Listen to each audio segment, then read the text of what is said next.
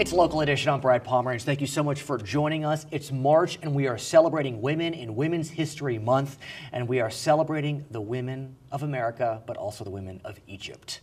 And I'm joined by a native Egyptian who is a professor at UC Riverside, Sherine Hafez. She teaches women's studies at UCR. Thank you for joining us. Oh, it's my pleasure. I admit I'm biased. Congratulations to the Egyptian people. You must be so excited. Absolutely. This is the most exciting time of my life. And as the father of two daughters, I'm particularly excited by what I have seen with women being part of the revolution. Yeah, absolutely. Tell me, it's who would have thunk? Yeah, and I think that the media has done an amazing job of representing the numbers of women who have been out there. We're not exactly sure what the percentages are. We are sort of assuming that the numbers fluctuate from day to day.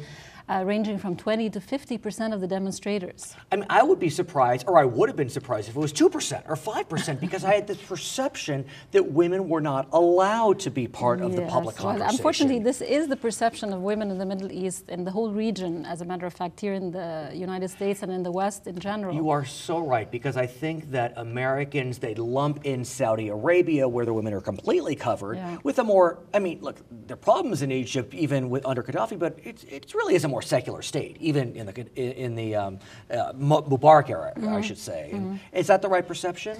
I would say Egypt declares itself as a secular state. However, it does state in the constitution that the religion of the country is Islam.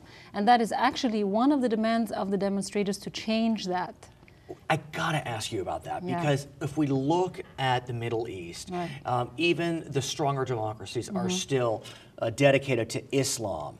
And I think Americans need to recognize that that is the way of the Middle East. But there's a difference between being dedicated to Islam and being Islamist. Absolutely. And so what do you see in Egypt?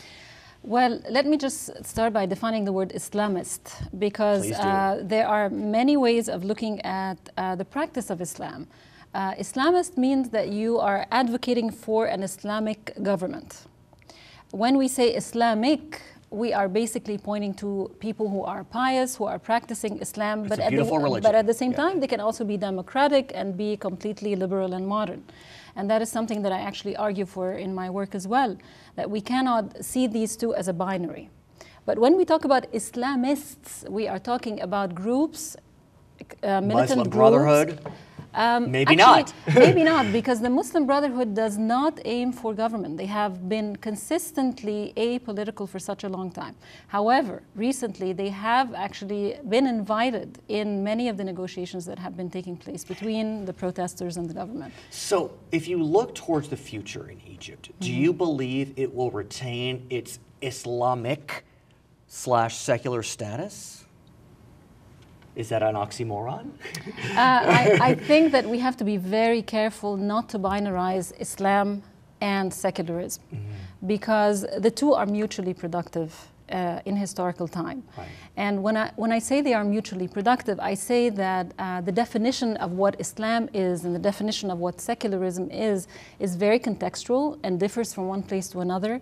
And in this particular region of the world, secular modern ideas have been intertwined with Islamic ideas. So in order to say, well, is the country going to go this way or that way, I think is... In our final moments, I have to ask you, why are you still here? I mean, if I were Egyptian, I'd be back there writing the Constitution. Let me tell you, it's a challenge. I have spent the last 3 weeks of my life glued to 4 different kinds of media. Television, internet, Skype, radio, telephone, BlackBerry, messaging, my family, staying up at night just to hear the news.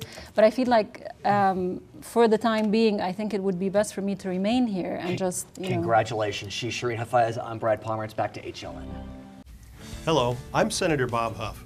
The deadline for applying for the California Senate Fellows Program is approaching quickly. I would encourage all students to consider this very worthwhile and valuable training program. The Fellows Program gives college graduates the opportunity to work full-time in state Senate offices like mine at the state capitol in Sacramento. Fellows are paid a stipend, receive health benefits, and earn graduate credit. Contact my office for more information and an application. The deadline to apply for the program is February 23rd.